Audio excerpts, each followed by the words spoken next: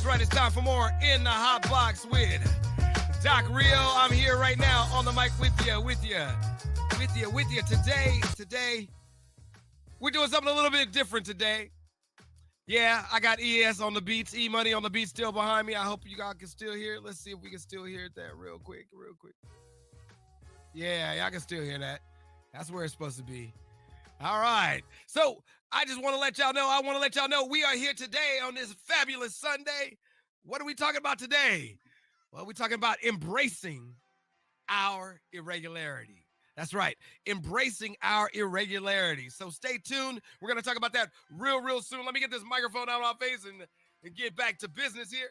But right before we talk about that, I want to make sure that if you're watching this show and you want to know more about how you can find out more about Doc Rio, you can go to docrio.com/discord. That's docrio.com/discord. Sign up, become a member of the chat matrix. You know what I'm saying? And we'll get you in, and we'll get you into some of the live talks that I'll be preparing in the future. Also, you can go to docrio.com. Just go to the website. You'll find out all you need to know there. But if you're watching this show live right here in Mixer and you really want to know more, just stay tuned by clicking that follow button below. And if you're watching this on YouTube, watching it next week it'll be out on YouTube. If you're watching that rebroadcast of the show, then you can go ahead and click that subscribe button and then click the bell for future notifications. Then you'll know when I'm coming on. And well, if you're listening to this on an Apple Podcast, you can just click that subscribe button as well. Follow, subscribe, stay tuned.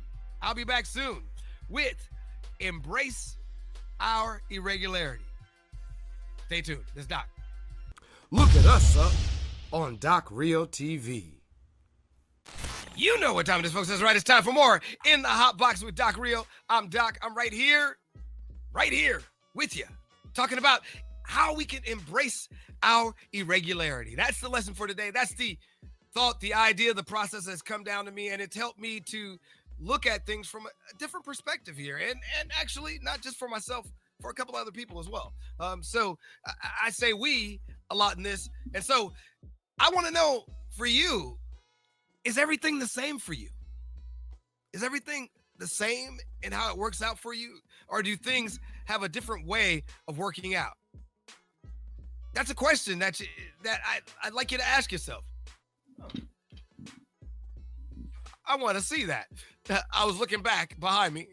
Something was irregular. You got to embrace irregularity, but sometimes embracing irregularity has to do with laying things in the proper place, So I had to move something in the back for those listening in, and it revealed a piece of artwork that I wanted to reveal not artwork, a piece of electronic work that I want to reveal for the show. I just like the way it looks. I don't know why. From back in the days when I used to lift a little mustache that glows in the dark. So anyway, but the question still stands. Is everything the same for you? Or do you go through challenges and are they different at times? And stand by for a second. I got a couple of things I got to fix real quick. Let's come back to this lesson real quick. All right, you know what time it is, folks. That's right. It's time for more In the Hot Box with Doc Rio. We're back. I know some people are going to be like, what the heck? He just went left, came back, whatever. And then he started the show again. Yes, we're talking about embracing our irregularity. And that is one thing right there. That was irregular. But making it work is all about embracing it. Accepting that it happened and let's keep going on. And making it work still the same. So my question still stands to everybody out there. The question I asked earlier is everything the same for you? Is everything the same for you? Or do you have instances where you have to maneuver through things and change the way you do things in order to make things similar or the same for you?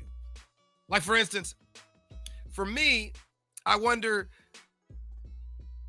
if I would have started this broadcast the same way I did before, would I have made the mistake of not making sure certain lights were turned off so that it was the right color I wanted?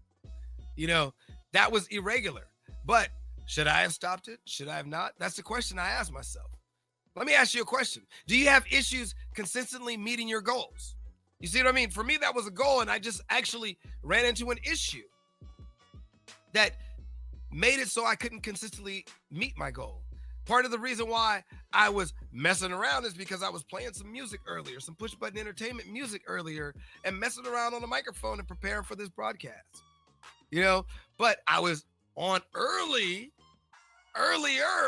15 minutes early for the show. I started the broadcast to make sure that all the technical difficulties would be out of the way, but I neglected to check my lighting. I neglected to check some things, which made it, right now, look, what's this right here? What's wrong with this picture? I see what's wrong with this picture. See? That's something I neglected to check.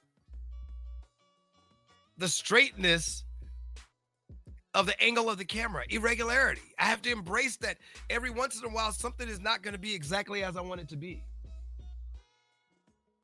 And I might have to move a tripod, or a monopod in this case, move my Manfrotto monopod the right direction so that my Logitech webcam, which is mounted on it. See, some people are like, a Manfrotto tripod, a monopod to mount a camera. Yeah, it was just, it's there. It works out. It just, one of those things I liked about this monopod is that I could take it anywhere at any time and set it up. But the second part I liked about this monopod, the one part I didn't like about this monopod is how unstable it really is.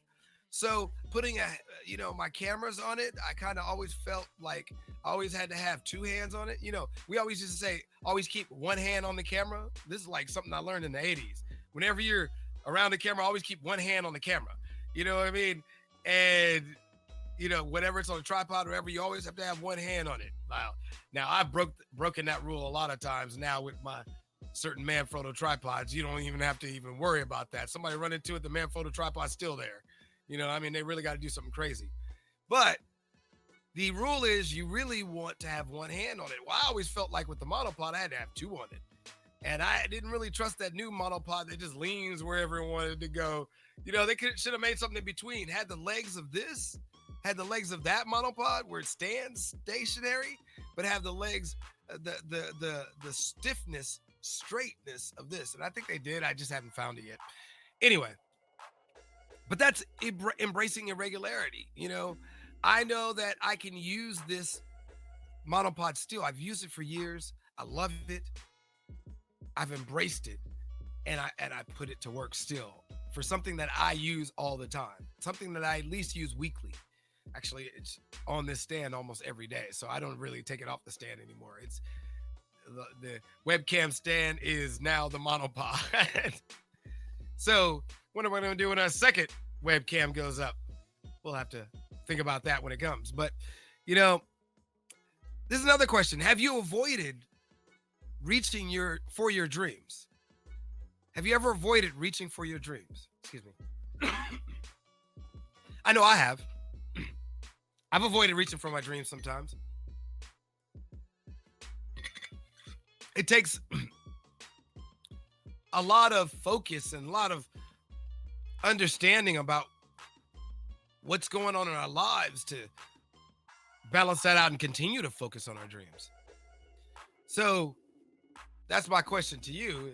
Have you ever, I see why, because the angle. If I was down a little bit more, forget all that down stuff. I see why it looked like I had a thick neck to him.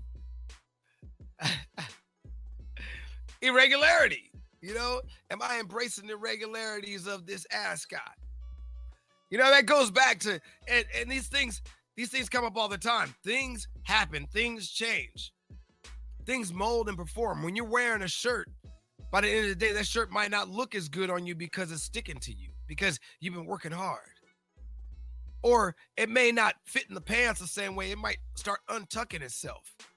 I know a professor that happens to all the time, and I'm like, hey man, tuck your shirt in. I know he's been working hard all day. I'm just trying to get him to refresh for the day, so that he stays looking good. And it's happened to me before. I hope somebody tells me, hey, refresh your shirt, bro. You wasn't looking like that this morning. Refresh yourself. Keep it going. Because the better I look, the better I feel. When somebody tells me that, all of a sudden, my whole image changes. When I go and fix myself, all of a sudden now I've gotten a boost of energy from where I didn't wear down before. helps me embrace my irregularity by understanding that it happens. But that's not even the lesson. I've gone off on a tangent already on the beginning. All right. The point is, I believe the only way we can embrace our irregularity is through consistency. That's truly the only way I believe we can do that. And the reason why I say that is because I've learned to embrace irregularities from experience in the military, through my military training. All right. And one of the things that we learned in military training was to fight like we train. And when I was in basic training, I took that to heart. When my drill sergeant told me that, I think it wasn't even my drill sergeant. I think it was Drill Sergeant Pennington, the one who had it out for me. I think that was his name. Was it Pennington who had it out for me? Or was Pennington I'm starting to forget the faces there. But I had two, it might have been Drill Sergeant Lear, because I know Drill Sergeant Morgan, the singer, didn't say that, but maybe he did say that. Maybe he did say that. Maybe both of them, maybe all of them did. They were combat vets. You know what I mean? I was trained by combat vets when I first walked in, and they put me to the test. They put me to the hard. Man, in basic training, I ran a 15-mile road march back. I ran it around. I had to keep running it back and forth between the ranks. Up agony, misery, and heartbreak. If anybody knows about, oh no, what's going on? The stream output is messing up. Hold up. Let me see what I'm getting over here. Stream output is going crazy. That's not cool. Let's see what I'm getting right here. Oh no, y'all are getting it too. That's not cool at all. Why is the stream output acting crazy?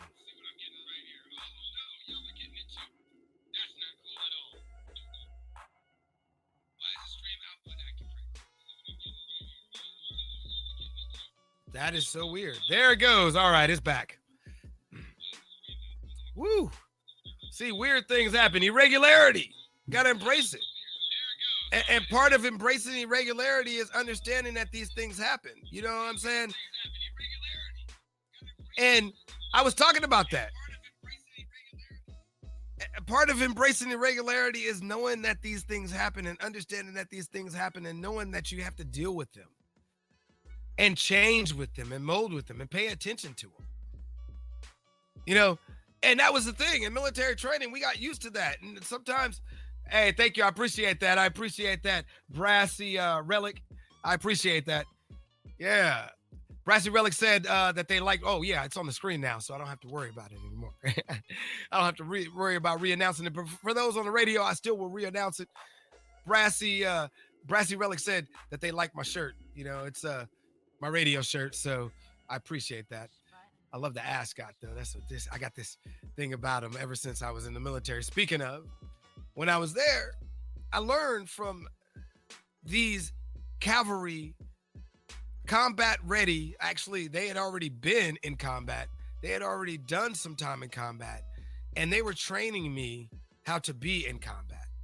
They were training me what I need to do and where I need to go. And that the first thing they told me is that I need to fight like I train. These cavalry scouts, these drill sergeants, veterans in combat, cavalry scouts said, I need to fight like I train. And that made me understand that irregularity is always going to be in our existence because we have no idea what we were going to step out into, but we were training like we did have an idea that we would step out into these exact circumstances. But yet and still, we also had training like ambush training, so we can embrace irregularity. Now, I'm going to talk about this one. Lieutenant Coglianese, all right, and Sergeant Greenwell. Lieutenant Coglianese came up with this. He was our platoon sergeant. Actually, that's Colonel Coglianese now. Let me not misrepresent his rank, but I don't remember everybody else's ranks at this time, their current ranks at this time, but I'm just going to give them their ranks at the time. So Lieutenant Coglianese, Sergeant Greenwell, Specialist Danzy, Specialist Sloan, PFC Martinez, and me, PFC Lawson, were all on a scouting mission. This is a 5-man patrol. We're going through this 5-man patrol, and we're supposed to be expecting an ambush. Now, Lieutenant Coglianese is not really on this patrol with us, The five-man patrol is Sergeant Greenwell, Specialist Danzy, Specialist Sloan, PFC Martinez, and me. All right. And we're on this patrol and we're walking through the wood line. And we get to this, what we call a danger zone. And when we get to this danger zone, it's an open area. So we signal to each other, it's an open area danger zone, but we know we're probably going to be ambushed in this area. So let's be on our P's and Q's and let's take a march through the area. So we go through the danger zone area in a good formation to try to get around the ambush.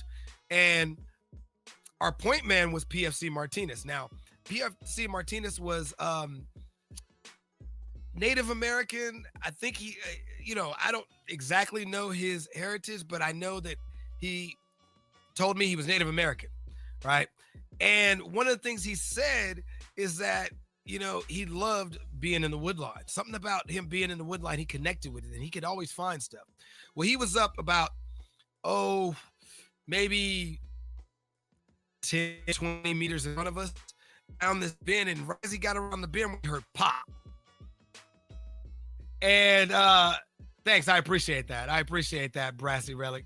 Said, I'm the nicest, coolest guy they've seen on Mixer. I appreciate that. And it was just weird that all of a sudden he didn't notice, but he supposedly got, basically his training round. So we hear a gunshot go off, and then all of a sudden we hear gunshots go off around us. Lieutenant Coglianese comes back, and he's got the cards, the kill cards, we call them, for training. And he drops a card. He says Martinez is dead. And then he drops a card on Sergeant Greenwell and says he got shot in the neck or something, or shot in the arm or something, and he's down. Or neck, I think it was. And then he drops another card on Danzy and says Danzy's down. So it leaves me and Sloan. Sloan's supposed to be on the M60. That's the M60 machine gun. If you ever heard of it it's the one we use to cut down trees with. I say you can carry it by, Rambo carried 2 of them. You can do it. I've done it for fun, but to be accurate with those things and actually do something, you're going to just all around if you try to carry 2. But Rambo shot with 2 of them. I'm sure if you're strong enough, you could probably shoot 2 of them and get away with it, but probably one of them is going to jam. Anyway, so Sloan's supposed to be shooting this, but for some reason, I don't hear it going off. All I hear is Sloan saying, I can't get it to work. So I'm shooting with this M16. Half the squad is down. You know what I mean? And people are shooting at us. So I run up to Sloan, and as I'm Sloan, Lieutenant Coglianese says, Sloan is dead. So I'm at the 60 now. I see the weapons jammed. I pull the links out, the rounds out, the linked rounds out, and I start messing with the 60, put the link rounds in, get the link rounds in, cock it back, and I look up, and here comes some dude running at me, shooting at me, like run at me, not really, but he was running at me. So I grab, Martinez is down. That's what sucks. So I grab the 60 and I lift it up and I just start firing over my head. Now, we're not supposed to do that. That's supposed to be danger close, whatever. Whatever. He's running towards me, and if I fight like I train, I'm going to shoot him. Danger close or not, I'm killing him. It's my life or his, and he's coming at me charging, I think, with a knife at the time. So I jump up, and Sloan's not dead. He's just hurt. But he's wounded really bad, and I've got the radio on my back. So at the time when I forgot that when the sergeant went down, I was already calling for backup, which is a Bradley, and the Bradley's going to come and give us cover fire, and so that we can get back to the Bradley and get everybody back to where they need to be, right? So as I get to the point of Sloan, the Bradley pulls up and it starts giving us cover fire, and I'm shooting the M60 and I'm just laying it down, and the enemy retreats. All right. As the enemy retreats, they still shooting at us. And so I grab Sloan and I put him in the fireman's carry. So I got me, Sloan, my M16, an M60 machine gun, and the radio on my back, and I'm carrying Sloan. I'm running while they're shooting cover fire over my shoulder. And I'm running towards the Bradley. As I'm running towards the Bradley, I feel like I got a lot of weight on me, but I don't care. I'm just moving. Well, leave it to later for the rest of the platoon to laugh at me and say that while I was running with Sloan on my back, carrying the M60, and I was trying to shoot the M60 with one hand. See, I say you can do it, but it's going, I know it's going all over the place. They said I'm shooting the M60. It's going all over the place. I'm carrying Sloan, and I'm running. I'm charging. They're like, I'm running like I'm hauling butt, down this ravine, down this lane. And behind me, they see the cable for the earpiece that we use, the microphone that we use to talk on the radio, is stretched out, way stretched out, and it's hooked onto a tree branch. And the tree branch was a huge, long tree branch. And instead of me falling, the tree branch was falling behind me. So I'm running, all in butt, shooting weapon everywhere, and dragging a tree branch. And there's this little ravine area that's down this line, and you can't see it. It's dark. I fall right in the ravine. Boom, boom, boom. Tree branch come on top of me, everything. Boom, boom, boom, boom. Funny sight. I didn't think it was funny. I'm fighting like I'm trying to save our lives. I'm trying to get everybody down there. Trying to get everybody patched up. They stopped the exercise. Unfortunately, I was wounded. You know what I mean? My foot ended up being damaged. I didn't think that. Now I tried to fight, my ways through it. But I ended up later on when I, going through that, I ended up with a foot injury. And after that, finding out later that I had an injury that I found from an outside doctor. I thought I had the inside doctors pull the metal out, but there was still some metal from some nails or whatever that was down in the ravine, because you could see it and we just fell straight down. It was above our head when I fell down. So, but there could be all kind of shrapnel in there. It could have been a grenade down there, an old grenade. I mean, we were on a military installation. There's always duds everywhere. But that 15-mile road march later, this is how I knew I was injured, because we had another 15-mile road march about a month or so later, and I couldn't walk that 15-mile road march. I was actually the last one in, and I'm always the first one in. That was the thing. They always knew I was the first one in because I was a hard-charging soldier that never quit. And at this time, my foot was so messed up that I couldn't even make it through a 15-mile road march without limping half the way. So if people saw me later, people saw me when I was working in Universal Music and all this, and I was doing music videos, and I was doing film and television and being on all these shows, and they saw me limping for a while and didn't know why I was limping at the end of the day. It's because my foot was damaged from that time in the military. It was something that's still been going on. It took like 15, 20, maybe 20 years to start getting the right medical treatment for it. So I'm glad I did. But I had to embrace that irregularity first, that I was injured and I had to go somewhere with that. I had to brace irregularities all throughout that whole scenario, where I was in a situation where the M60 gunner didn't shoot the gun and protect us. My sergeant, my chain of command, he's gone. I'm a PFC. Actually, I had to embrace the fact that everybody was hurt but me. And I had to make command decisions to save all of our lives.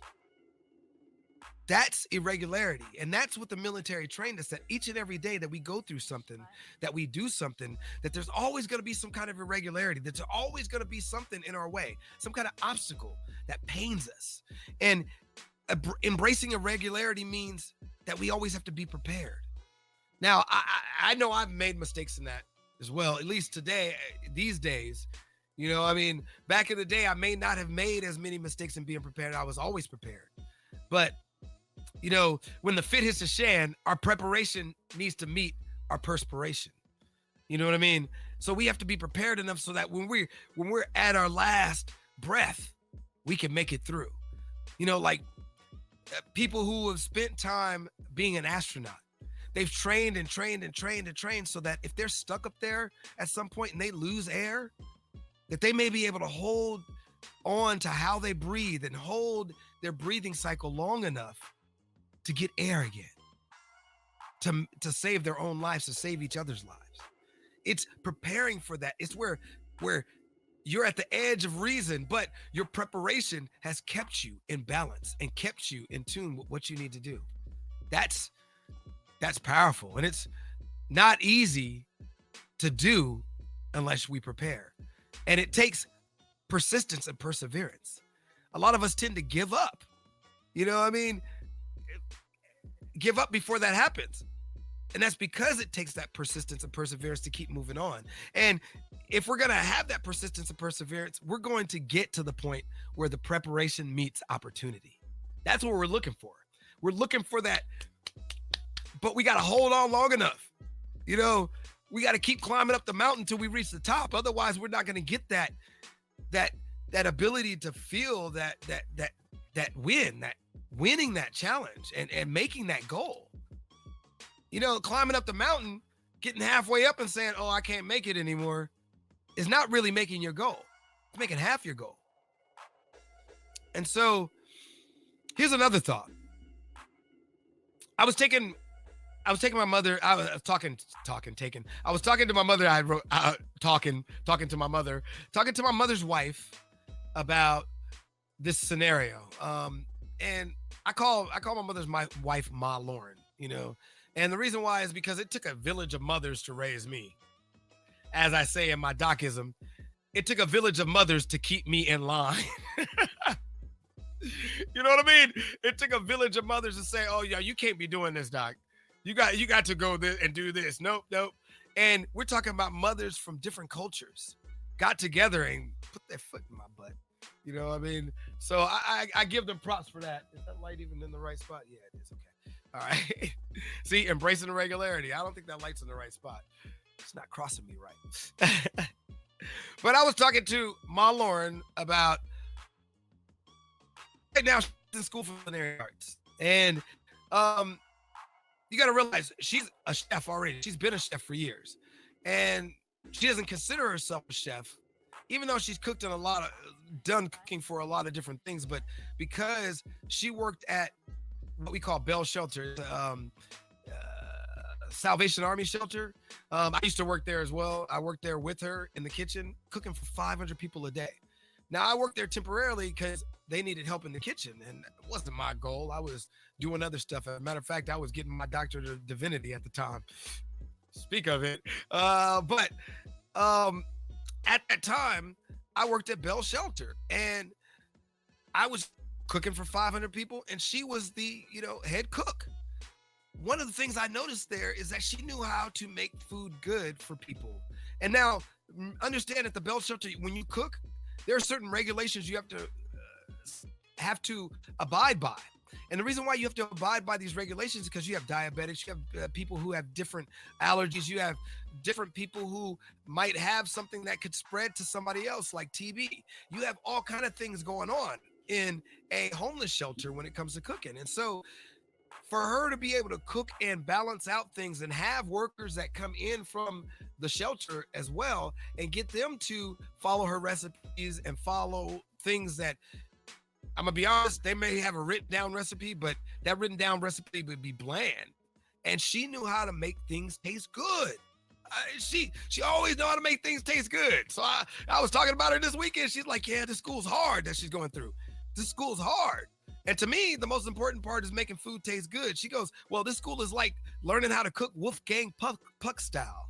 And I'm like, well, you can learn how to cook Wolfgang Puck style, but there's still that important part. I said to her specifically, quote, I know. However, the most important part is knowing how to make it taste good. In that, you have skills. And you know what I mean? And then I said, some chefs, no matter how much schooling they have, cannot even get close. You know what I mean? And I've tasted a lot of food. I love food. I'm a foodie. I've gone around and I've tasted food, and I still come back to some of the things that she does in the kitchen, some of the things that she's done in the kitchen, and she's taught me in the kitchen, because I can't trade the fact that I got a second chance to learn how to cook from one of my mothers. My mothers are married, and so that's like having an opportunity to go back and learn and cook in a 500 person instance. That's like cooking for, that's like cooking 101 to the T. Even though I knew how to cook, I cooked in different restaurants. I had been a head chef in a head cook in a couple of restaurants. And then I'd been the kitchen manager in a couple of in a restaurant. And I've been on the floor trainer. I've done all this in different restaurants, right? But coming back and cooking for her retrained me on making food taste good and what it takes to make that happen. And so for her to come back and not see her value and to see that her experience is invaluable, that new techniques with experience increases her skill. So I'm gonna tell you that new techniques with experience increases your skill. And if it increases your skill, it's where preparation, you get to that point where preparation meets opportunity, because the more skill you're gaining, the more you're gonna grow. You see, when you get into that aspect of your life where you go through school, you get a degree, or you go and get a certification and you go work for a company or you work somewhere, you'll find that you have to keep going back and getting certified. They say a degree is only good for 5 years, and that every 3 years after that, you need to get certified. Certified in your field, so that it is shown that you know exactly what you're doing, so that it's shown that you can actually manage what you're doing. And so if you're certified in that field and you take on that challenge to make those things happen every few years, you're actually going back and learning and gaining more to your skill. You're taking your experience and you're growing your experience, and you're making yourself more prepared. And when you make yourself more prepared, more opportunities arise. But we have to not be scared of them. I know I've feared a few opportunities, but we have to take them on and say, yes, I'm ready to take them on. And make sure that we continue to keep applying those skills. Keep going back and learning some of the skills that we already know or think we know. Because we know them doesn't mean we remember how to use them. And take all that training and use it for our advantage, for our growth, so that we can go to grow, or grow to go, is what I meant to say. But the compound effect, this book right here. This book right here is important. And Darren Hardy talks about how to jumpstart your income, your life, your success. Think about it. Everybody wants to jumpstart. They want to go from point A to point B and skip point C, but skip everything in the middle of the point B. Let me say that one more time. Everyone wants to go from point A to point C, and we want to skip all that point B, all that hard work and all that obstacle. We don't want it to be so challenging to get to point C. Of course. I don't want it so challenging to get to point C, but the only way we can make it less challenging to get to point C is that preparation. And that's what the compound effect talks about. As a matter of fact, it talks about the best way to reap huge benefits. This is what he says. The best way to reap huge benefits is from a series of small choices. That to me talks about practice. Leans back to what I was saying before, that practice makes perfect. And fight like we train. You see what I mean? Because when we fight like we train, that's what's going on with this chair. It's too low. When we fight like we train, we realize what we need to keep fighting on. It's how we prepare to meet our opportunities. It's how we prepare ourselves to meet our destination. I was thinking about something, and what made me pause is I was thinking about something Grant Cardone said. He was talking about how he had to prepare himself before he started looking for his wife. He had to prepare himself in his lifestyle and get to a point in his lifestyle, okay, leave everything behind to go start looking for Elena. And that to me stands out in my head that, how did he prepare to look for Elena? How did he know when to leave that business to go and look for that wife? Because he knew he had met all his goals up to that point. And his preparation met his opportunity. And even though she wasn't agreeing with it, he knew that they had an opportunity. So, all right, I cannot understand where you're getting at with that, but okay. All right. Whatever that means, but in the same sense, I'm going to read it out. He said, "You Rosa Parks, yeeted of the bus." Okay, two different people. Saroyero, am I Rosa Parks? No, I'm not Rosa Parks. And Redstone Dragon, yeeted of the bus. I don't know what that means. I don't know if that's some kind of slur, but hey, if that's what you feel, that's what you feel. So let me see what they said. London Clive here. Oh, why would you say that? Why would you say that about the book? I think it's a pretty good book. I think this book, if you really talks about stuff we already know. All it does is tell us what we already know, but we forget. And that's my point. That's the problem. That is literally my next point. We forget that we need to prepare. We forget that we need to practice. We get in this point of doing everything that we need to do. And we're like, we get weighed down by all the obstacles and everything that's coming at us and all the people, the naysayers, the haters, and all that stuff that's telling us we can't do this. And we forget that we got to keep doing it. You know what I mean? And that's, we ourselves are not consistently persistent. It takes persistence and perseverance to get to that next level. Thank you for the sparks, Redstone Dragon. Thank you for the sparks. I appreciate it. You know what I mean? And it's in that moment, it's in that time that once we remind ourselves of our mission, once we remind ourselves that we need to keep compounding stuff, it's not exactly like he's teaching us anything new.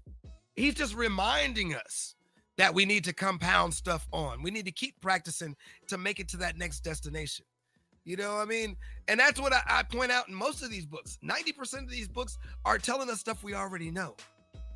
90% of these books are just there to keep us on the path because we get distracted along the way. We get distracted by all those other roads that make it look easy. Like I was saying in the last lesson, that we see a road and we're like, hey, that road looks easier. But that road ends up taking us off that hard, bumpy road that we're supposed to be on, the road less traveled. And as we're on that road less traveled, we see that easy road, but don't know that that easy road is just going to take us right back behind where we were on that road less traveled already. And it's like starting over again. You know, and so we end up going in a loop thinking, oh yeah, I can make it to that destination. It looks like we can make it to that destination taking that easy road. But we don't know that easy road doesn't connect up at the top. It just doesn't. Hey, thank you, Sadler Leo. Thanks for the sparks. So it's part of that problem that, you know, I look at veterans like me. I mean, it's part of the reason why many veterans, including myself, have issues after the service. You know, we're used to being in the military where there are people helping us on our mission, helping us and guiding us and telling us all the time. I mean, it took years for me to start to tell myself what to do in a sense. Not that I was programmed. It's just that you kind of get lost because you get used to people having everything laid out for you. And when you have everything laid out for you, it's kind of easy. It's an easy road. Don't get me wrong. You don't have to worry about where you're getting equipment from because all you got to do is order it. It comes from the military. You don't have to worry about eating breakfast, lunch, or dinner if you live on the installation because they provide 3 meals a day on the installation for those who are on the installation. You don't have to worry about where you need to go to wash your clothes because there's a laundry on the installation. You know what I mean? Everything's there and is provided for you. You don't have to worry about where you need to go to work because they tell you in the morning. Every morning, you know, you got to wake up for PT and be out there in formation so you can be told what the day's plans are. Everything is set out and prepared for you. And when people get out of the military, we forget that we have been systematically influenced or systematically programmed to understand the ways of this institution and that we need to understand that the civilian world doesn't have those same institutions. Well, actually it does. It's called jail. But unfortunately, we're free. We're not going to jail. And I think that institution is worse. At least we have a lot more freedom in the military than people do in jail. And so I feel like a lot of us veterans need to understand that the only way we'll get that back is either going back into the military or actually giving up our freedoms. And it's not about giving up our freedoms. It's about trying to figure out how, not necessarily, we don't need to receive instruction directly on what we need to do. We need to retrain our habits so that we receive instruction from ourselves, from our guiding points, from our goals, from what we need. And it's not only veterans that struggle with this type of change. You know, I've looked in relationships. Many of us talk about commitment. Many of us have issues. Many of us have issues with commitment. You know what I mean? Many of us have problems with committing to people one-on-one. And that's why we have so many people getting married and divorced. because people forget. I know women that, and I'm specifically saying women who grew up uh, believing, that they are women, and feeling like they're women, and wanted to get married and had that princess dream of getting married and having that big wedding in the church and all that. And they have that big wedding in the church and everything's so beautiful, so perfect, we're so much in love, but they forget how much they're in love 20 years later, 10 years later, 5 years later, 2 years later, sometimes even 1 year. They have to get their marriage annulled. That's not even really get your marriage annulled. So I say it's challenging. I say it's challenging, and for us to not forget about our dreams, and we need these type of tools to help us. This type of tool helped me to remember some of my dreams. And that's why I'm putting it back out there for people, because, all the books that I show you and the books that I might stack up there, those are the books that I'll be reading currently, but I have other books over there, the books over there. I have books in my room. I have books on the shelf over here. I got over 300 books on the shelves. Plus I have over 75 books on Audible.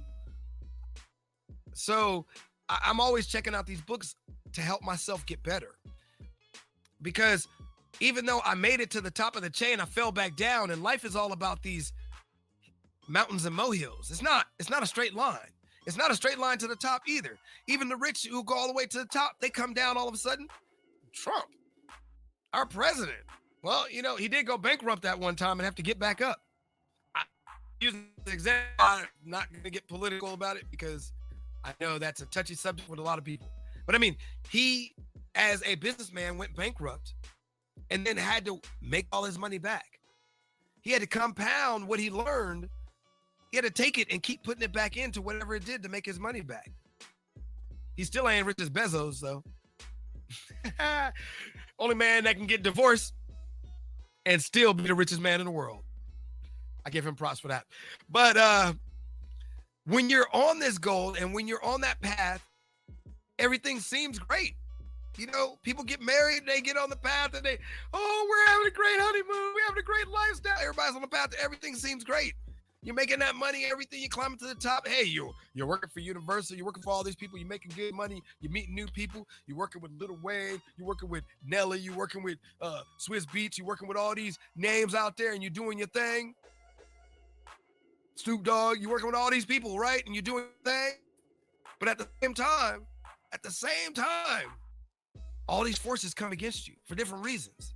Whoever it may be, whatever it may be, come against you. And we have to stay strong and persevere.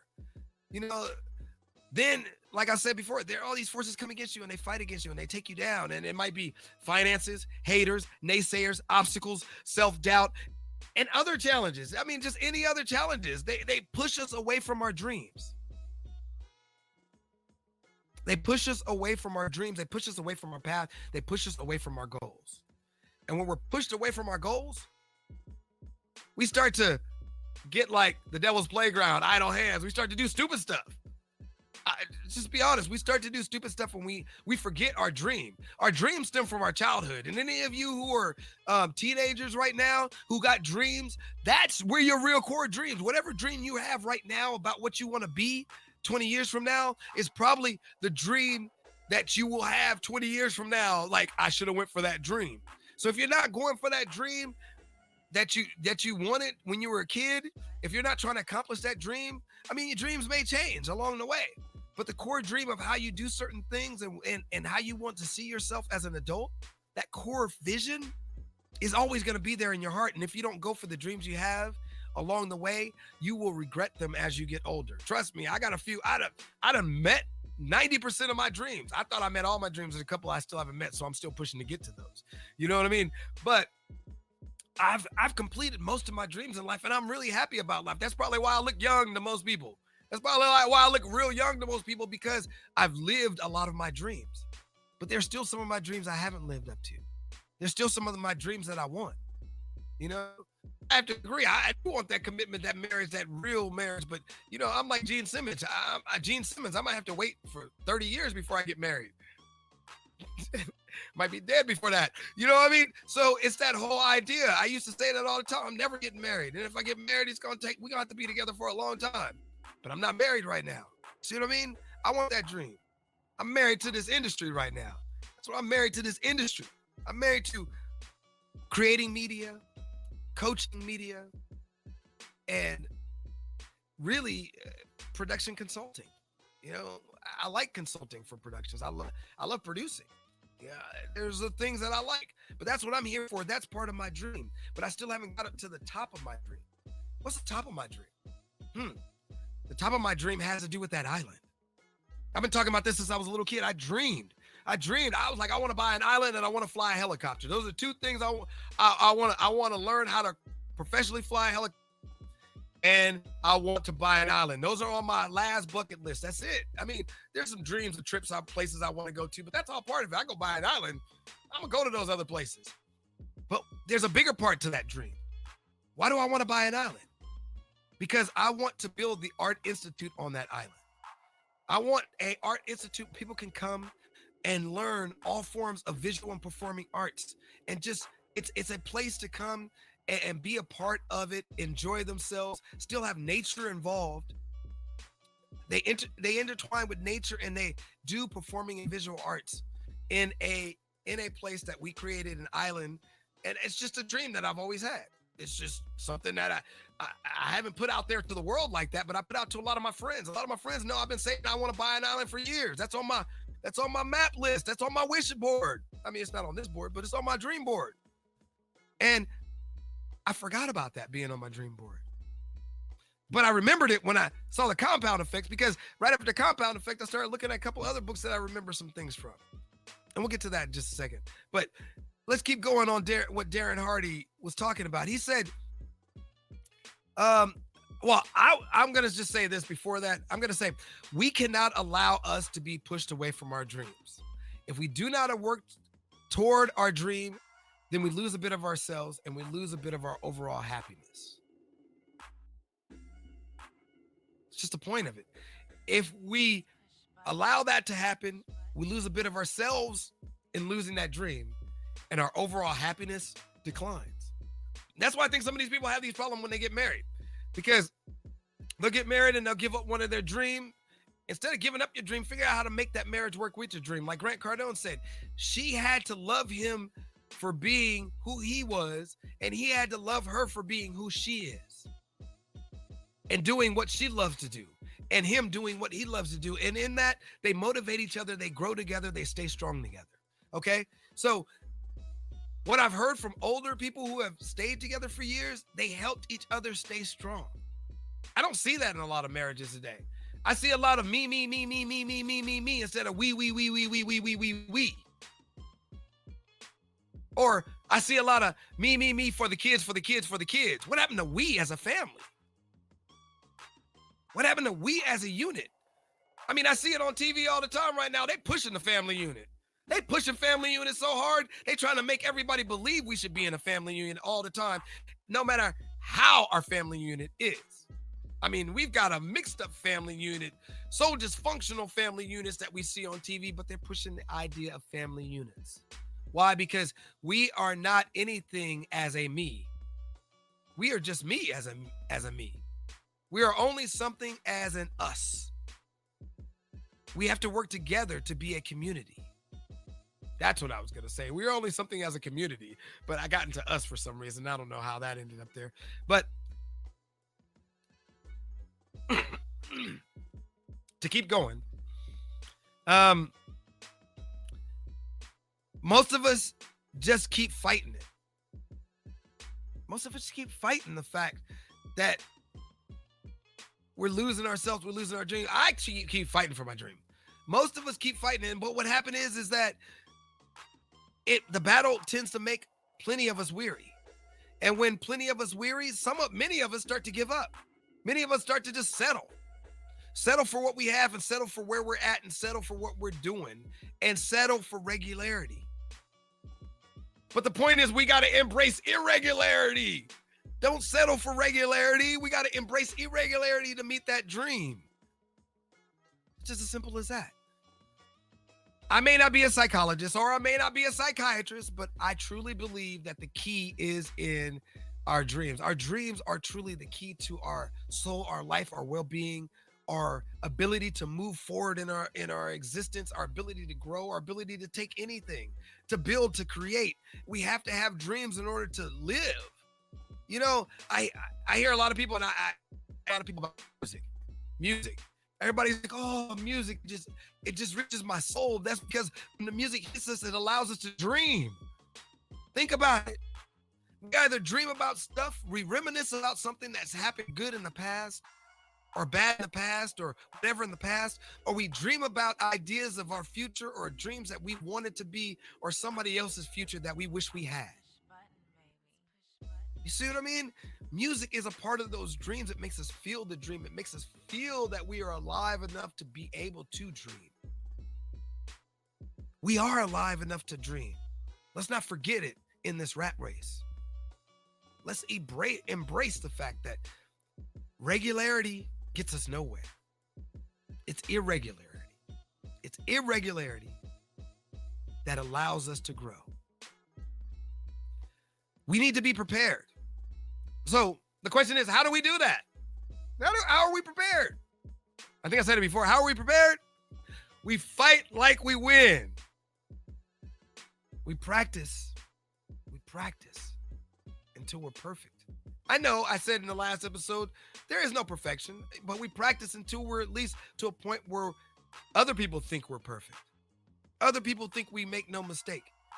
Like Miles Davis said, there are no mistakes in music. But I played with a few dozen people who play music and hit a wrong note and think it's a mistake. But there are no mistakes in music if you know what you're doing, if you practice. The irregularity becomes part of the feeling, the dream, the growth, the life. So what does it mean to fight like we train? We have to train like we fight.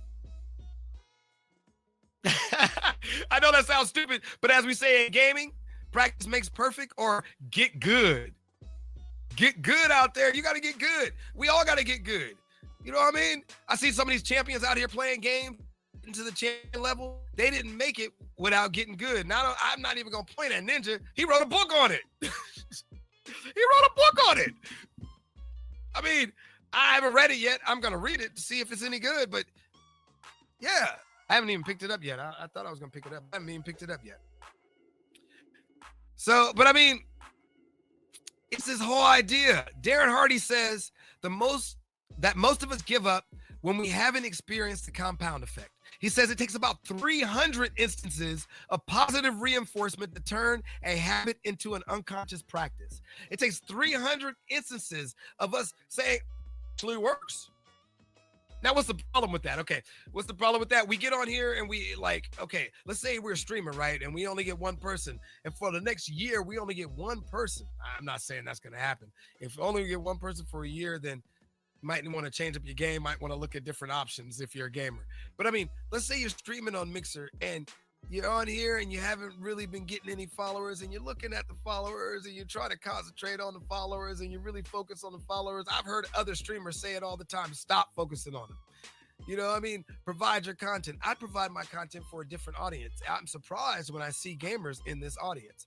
I'm surprised when I see gamers come in. I'm glad and I'm thankful that you all come in and give your opinions. You know, I mean, because it's your opinions that inspire me. I have people from my other audience who come in and give me opinions, or they give me opinions on YouTube or Facebook or Twitter. They talk directly with me, you know, so I expect that. I expect people to correct me when I'm wrong. I just had somebody correct me today on something I was wrong. They thought I said this way. I might talk about that a little bit later as well. But let me ask you a question. You know, and I'm gonna ask this question in just a second, but it's all about compounding our skills so that we can reach our dreams. So, and I want to get back to that because I don't want to steer, because I'll go off on a tangent. And to get back to that, to say that it takes us developing our habits and compounding our habits are compounding our skills over and over and over again into whatever kind of training, whatever kind of instance we need to do so that we can reach our dreams. We got to compound our skills. We got to compound everything, everything we know, all our energy, all our soul into whatever we're going to do. And then it takes it to a new level. It changes it. And so if we can't do that, then we can get lost. And here's a thought about getting lost. I just want to get on this thought. I was not gonna talk about this because it's in the book, but I'm gonna talk about this. All right. Let me ask you a question. This is straight out of the book right here. All right. Out of the book, The Compound Effect, right here. All right. And so I think I'm pretty much done holding that up for now. So if I were to offer you a choice between $3 million right now and 1 penny, $3 million, you got to take it right now, or 1 single penny, but the penny doubles in value every day for 31 days. Which one would you choose? 1 single penny that doubles in value every day for 31 days. I'll give it to you right now. Or $3 million. I give it to you right now. Which would you take?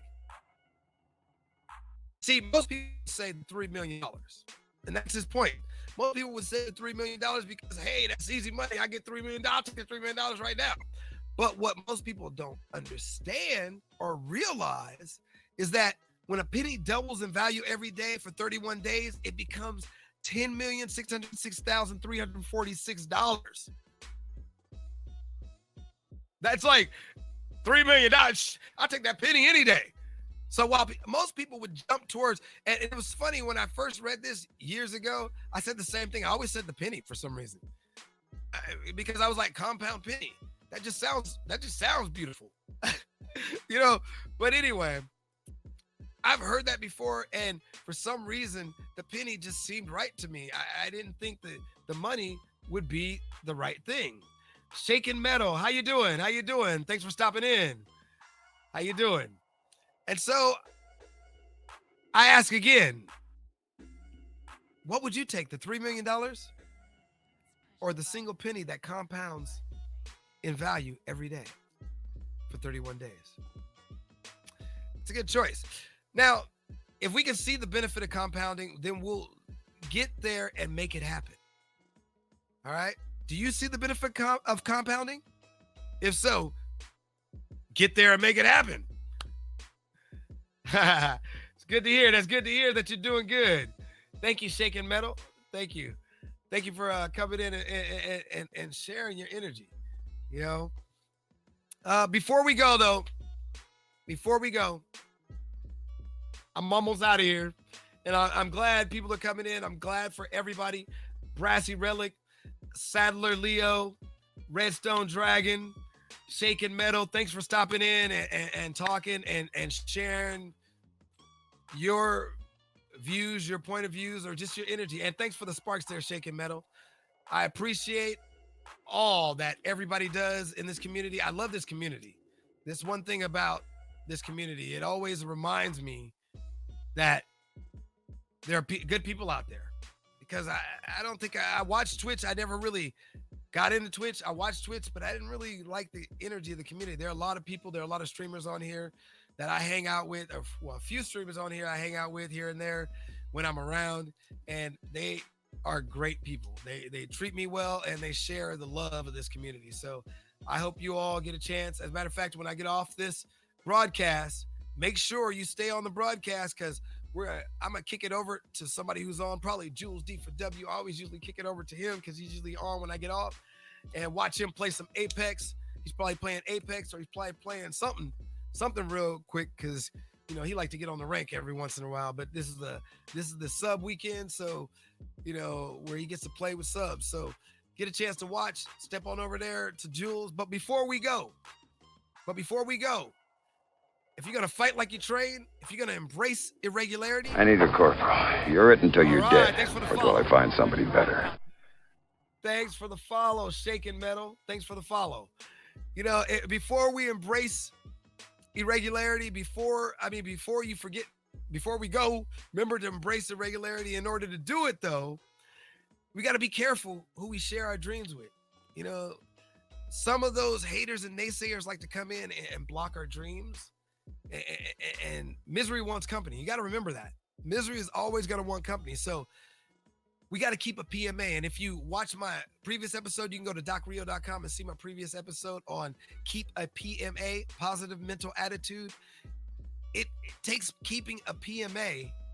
It takes protecting our PMA in order to keep moving forward. I know I've done some things like I've gotten excited about what I want to do and I've shared it with the world and I've told the world, yeah, I'm going to do this. And people come back at me and just ruin my whole dream.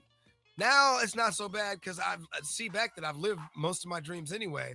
And that the few dreams I haven't lived are really the big ones. And so I need to really believe in them in order to get there. But, you know, I was reading this other book, like I was saying earlier that I said I would talk about. I was reading this other book called The Alchemist by Paulo Coelho. Coelho. That's how you say his name. Paulo Coelho. All right. And he says, when you possess great treasures within you and try to tell others of them, seldomly are you believed. He talks about a story of, you know what? I'm going to share that story another time, but just think about this. Whenever you possess something great and you share it with people, you will get the haters, the naysayers, all these people coming against you, trying to tell you it's wrong. I mean, they even talk about it in most religious stories. You'll hear this over and over again. Whenever you're doing the right thing, whenever you're following the steps of God, somebody's coming against you and it's going to try to tear you down. This is just a fact of life, a fact of nature, that when you are irradiating positive energy, when you are radiating growth, when you are irradiating, people will come after you and try to hurt you, bring you down, because they're miserable and they need the company. They need the company so that they can climb, you know, and I understand that. I'm hoping I motivate them to climb instead of them wanting to motivate to me and bringing me down. That's my goal, is to motivate those who don't seem like they have that opportunity to get there, that we are in a world that all of us can get there. All of us can get there real fast. We just need to get our skills together, keep our skills together, keep our tools together, and keep striving for what we can do. Some may say we can't do it. Others may say our ideas are ridiculous. Just remember this. There are those who act like they know they have the best way, like they know the best route for you. They'll try to guide you in the wrong route. And then there are ones that'll lie to you about the knowledge, and they'll just be relying only on assumptions. And I'm talking about this. I wrote this down. I kind of wrote a couple of notes while we were talking here down, because I wanted to come back to this specifically that fact that I said something in my last lesson about lying, and somebody said on YouTube today, and I said I'd come back to that statement that somebody came back on YouTube and talked about, and they said that they thought that I might have been getting confused on the word lying. Well, I mean, I was using it in a point of view term. All right. And what I mean by that is I lied to somebody telling them that a fact of something. I didn't know if the fact was right or wrong, but my lie wasn't the fact about the fact. My lie was about me saying that I knew that this was the right thing. I lied to them about my knowledge of the incident, not about what the incident was, even though I turned out to be true. It turned out to be true. I was right, but sometimes being right is wrong. And so I'm going to put that clip out on Instagram and Twitter and Facebook and all that. And you'll actually catch that clip where I talk about what happens in that. It's going to be probably called, I can't even remember what it's called. Oh, Fight Inspiration, or Fight. No, it's Purview and Peripheral. Purview and Peripheral is probably what I'm going to call that post. So if you're looking for it on Instagram, long form video, it's a 5-minute video, and it'll talk about, it's a piece of clip of last week's video. If not, you can go ahead and go check out the video right now. It's called Fight for Inspiration. It's on YouTube, or you can go to docrio.com/fight-for-inspiration, and you can check out that video. Other than that, it's about time for me to get out of here. I just want y'all to remember, we all possess great treasures within ourselves, but when we attempt to tell others, things happen. So we got to be vigilant. We got to stay on point and keep compounding our skills and our talents. Fight like we train. Train like we fight. Go to grow, and we'll do more. The more we do, the better we get at it, and the more we see results. After we have compounded the experience of up to 300 instances, then we'll start to see progress. We may not be inventing the light bulb, but our dream can change the world. I hope you remember that. I will. This is Doc. Stay tuned for more as I come back next week. We're going to talk about The Alchemist next week. I'm going to bring that back for you because I know we went over time today as usual. So stay tuned for more, and stay tuned for those who are going to watch Jules D4W. He's playing live right now. I know he's already on. Coming on next real quick. This is Doc. I'm just about out of here, but I'm going to give you all some bumping music to go with. Stay tuned for more Doc Real TV. Peace. There it is. If you need to reach us on Facebook, it's at doc.rio, yeah. On Twitter at DocRealRants. On Instagram, the picture way. And every time I come, I'm here to stay. Snapping photos and get it right. It's at Doc Rio tonight. Say, on YouTube, you can't stop by Doc Real TV. That's where you see me. That's where you see me. Hit us up on RioBucks.com.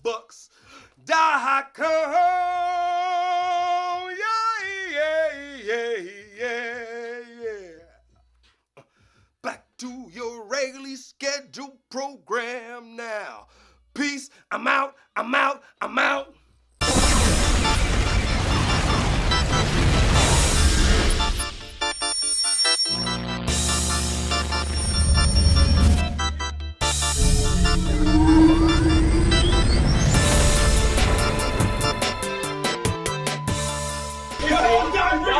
Doc Real TV.